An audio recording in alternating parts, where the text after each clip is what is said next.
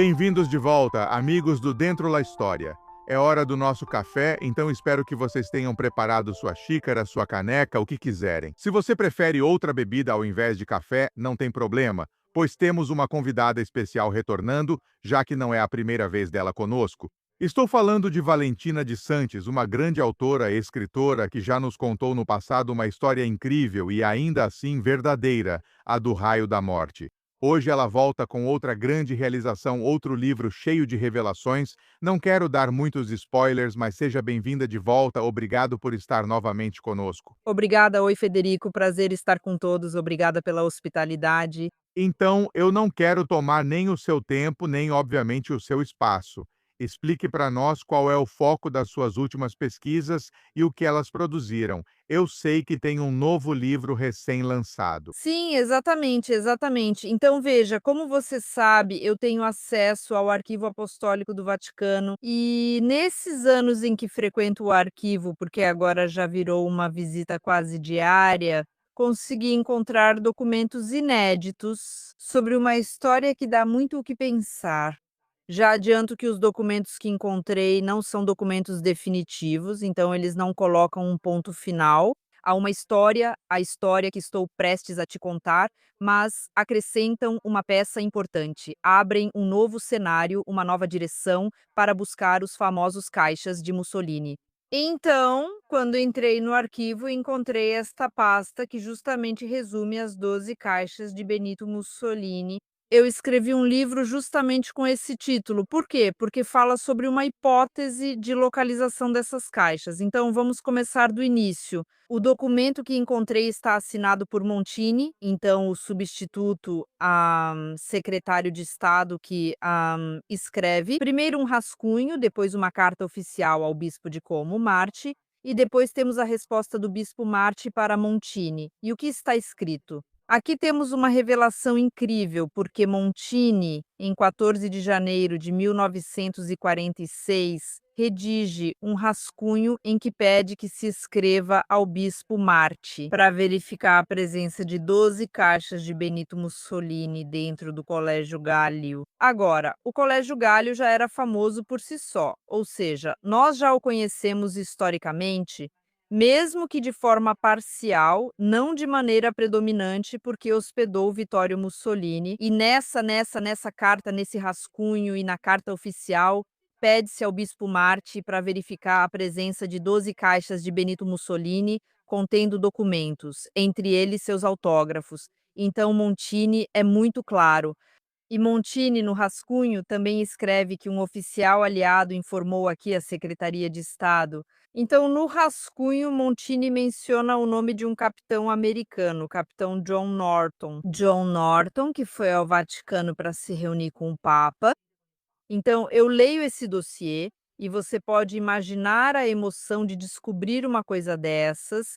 E continuei com a investigação, porque de fato esse dossiê está sob a Secretaria de Estado. Eu fui procurar John Norton, porque John Norton tinha falado com o Papa, e de fato existe o dossiê sobre John Norton, que teve uma audiência papal no dia anterior. Então, em 13 de janeiro de 1946, John Norton é recebido em audiência especial pelo Papa. No dia seguinte, Montini imediatamente toma providências para verificar essas informações e escreve ao bispo Marti. Ela escreve também para entregar em mãos através de Monsenhor Pignodoli, que era um colaborador próximo de Montini. Então Montini escreve essa carta oficial, entrega para Pignodoli, e Pignodoli deve levá-la em mãos, dada, digamos, a confidencialidade. E também o material delicado que estava transportando manda entregar em mãos ao bispo Marti. O bispo Marti responde em 16 de fevereiro de 1946, dizendo: "Recebi esta manhã a sua carta, então ela foi entregue a ele pela manhã", e responde: "Posso assegurar a Vossa Excelência que aqui no Galho não há absolutamente nada". Então essa resposta é, digamos, conclusiva, parece uma resposta que quer, de certa forma, pôr fim a essa correspondência. Agora, há pontos fundamentais que eu expliquei bem no livro. Antes de tudo, John Norton talvez não seja uma falta, mas eu não encontrei nada sobre John Norton. Procurei no arquivo Nara. Tentei reconstruir um perfil dessa pessoa, mas é muito complicado. Por quê? Porque nas audiências, no dossiê das audiências papais, quando uma pessoa deve ser recebida pelo Papa, há toda uma ficha preenchida no início. Então tem o nome, o segundo nome, o sobrenome, onde está hospedado em Roma, o número de telefone de contato em Roma e a pessoa que o apresenta.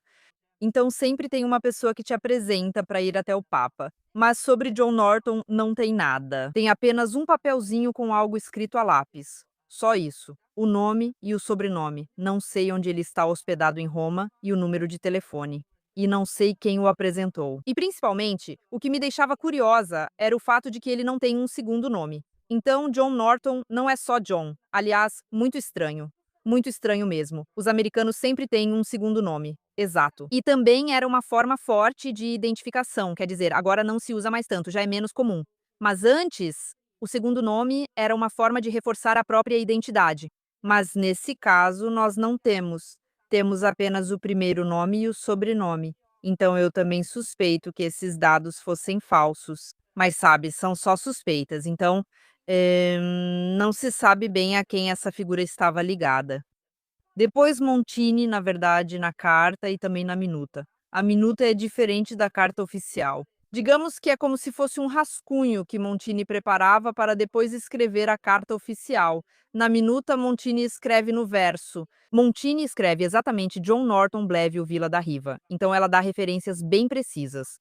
Mas Montini comete alguns erros gramaticais, ou seja, alguns deslizes. Porque, em vez de escrever Galileo com dois L, Montini escreve Galileo com GL. Então, quando ela escreve, comete alguns deslizes ortográficos e também Norton é escrito com um H, então Norton ao estilo inglês, enquanto no dossiê da audiência está escrito Norton sem H. Depois, o bispo de Mac responde a Montini, e na resposta ele diz Gálio com dois L, então, na forma correta. Assim, implicitamente, ele está corrigindo e direcionando para a terminologia exata. O que isso nos faz entender? Isso nos faz entender que Montini não sabia do que estava falando, na verdade, porque ele ouviu esse nome verbalmente. E eu não sei se Montini estava presente na audiência.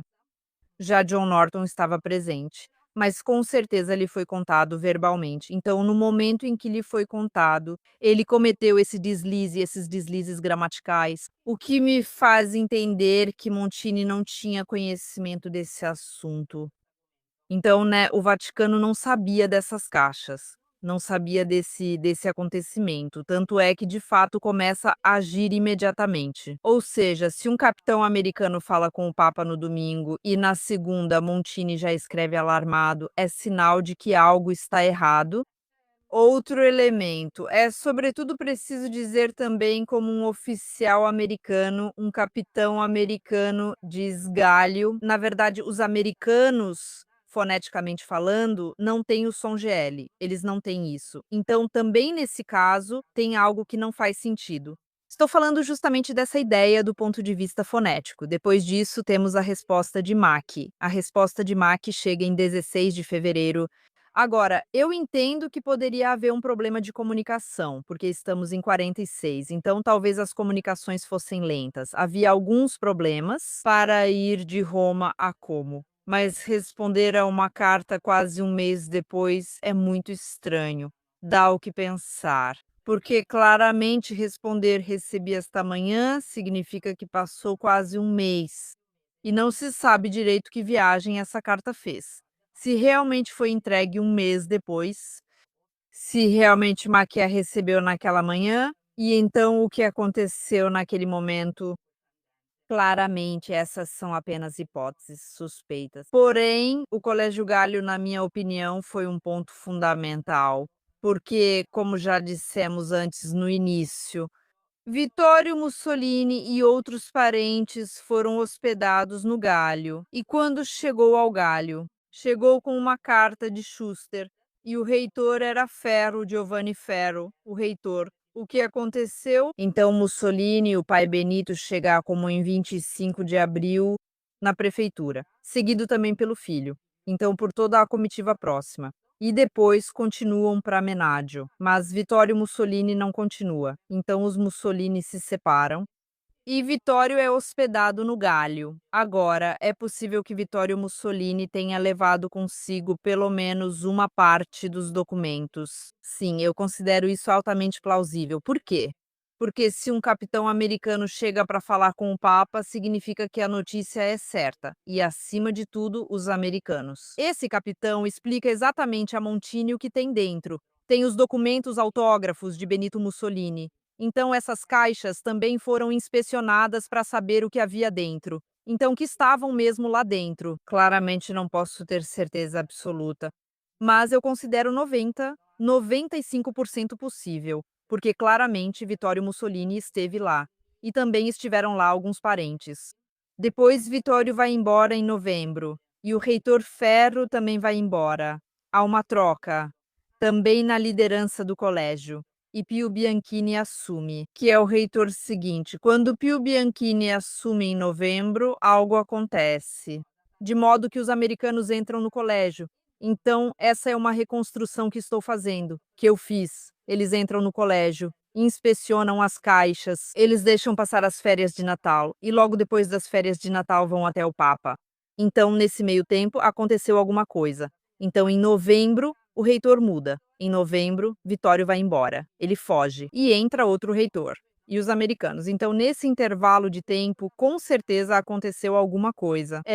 Dessas caixas, depois nós não temos notícias. Então, depois entramos no mundo das hipóteses, no campo das hipóteses, porque claramente é preciso entender se houve cópias. Houve várias. Se eram 12 caixas, se eram mais, se foram roubadas em parte, se foram copiadas. Porque o capitão americano, diz que essas caixas, os americanos preferem que fiquem com o Vaticano e eles fazem cópias fotográficas. Então pode ser que a outra hipótese seja que, não tendo uma resposta por parte da igreja, os americanos entrem no colégio e levem as caixas embora. De modo que Ele quer te perguntar duas coisas. Primeiro, o papel do cardeal Schuster, porque sabemos que ele foi o último intermediário entre Mussolini e o CLN, para tentar encontrar uma solução, digamos, pacífica. E segundo, o papel de Montini, o futuro Papa Paulo VI. Porque sabemos que Montini, na época secretário de Estado, mantinha fortes laços com sua terra, Lombardia, e também era politicamente engajado, naquela que seria a fase de reconstrução da Itália. 1946 é o ano do referendo República ou Monarquia. Já há De Gasperi, que é homem de confiança de Montini. Então, essas duas figuras, como você as abordou dentro do seu livro? Então, nessa primeira fase, tanto Schuster quanto Montini não parecem muito envolvidos. Quer dizer, Schuster simplesmente é quem deixa Vittorio Avgalio entrar, enquanto Montini é aquele que é pego, é surpreendido diante dessa notícia. O importante a destacar é que todos esses personagens envolvidos, então Montini, Macchi e Pignodoli, que faz a entrega em mãos depois desse acontecimento, mantêm seus cargos. Então, evidentemente, ninguém cometeu um erro, ou um erro grave.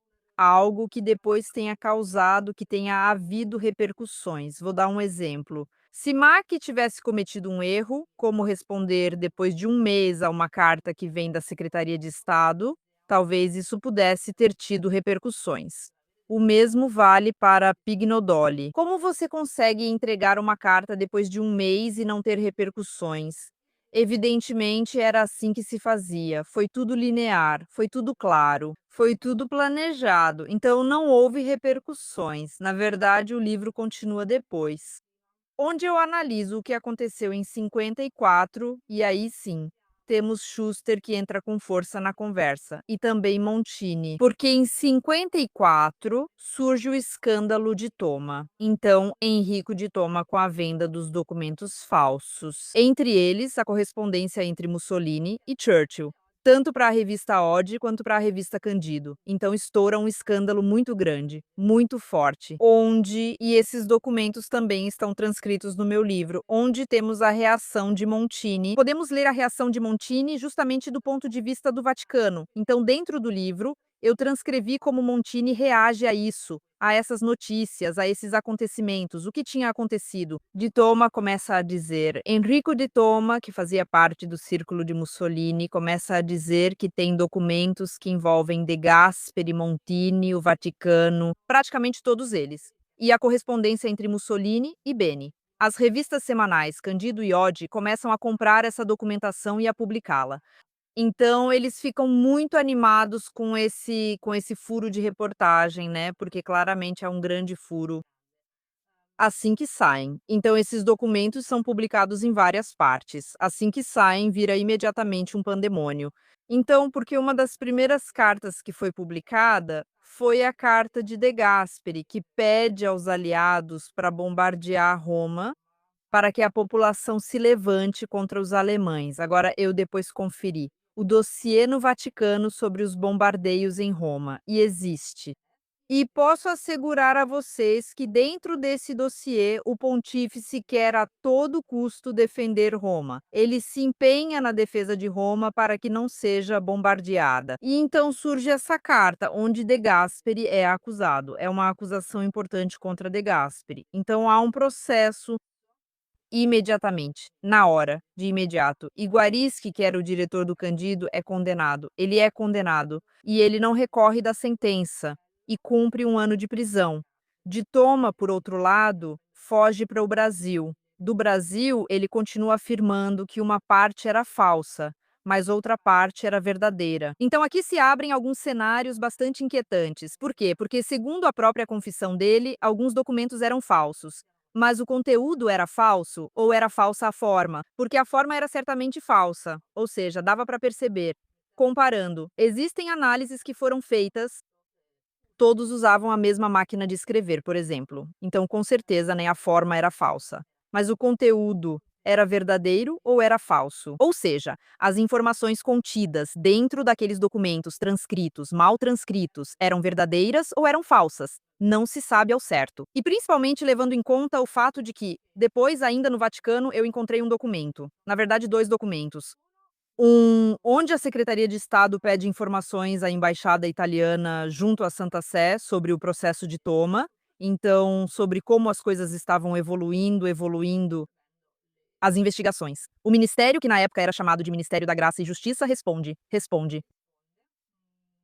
ao fato de que havia sido levantada a questão no Jornal da Itália. O Jornal da Itália publica uma notícia dizendo que foram encontrados selos falsos no cofre na Suíça de Detoma.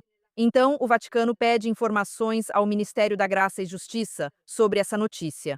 E o Ministério da Graça e Justiça responde que a notícia era falsa, porque dentro do cofre de segurança de Detoma, na Suíça, não foram encontrados selos falsos. Agora, dizer que não foram encontrados selos falsos é ambíguo, ou seja, você deveria responder: não foram encontrados nem selos verdadeiros, nem falsos. Não foram encontrados selos.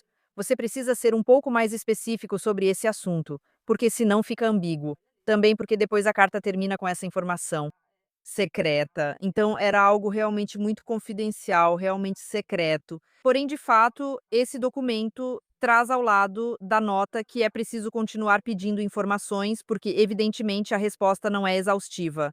Então esse escândalo continua, porque depois, em um certo momento, descobri outro documento de um tal Errani, um sacerdote chamado Giovannino Errani. Giovannino Errani é uma figura pouco conhecida.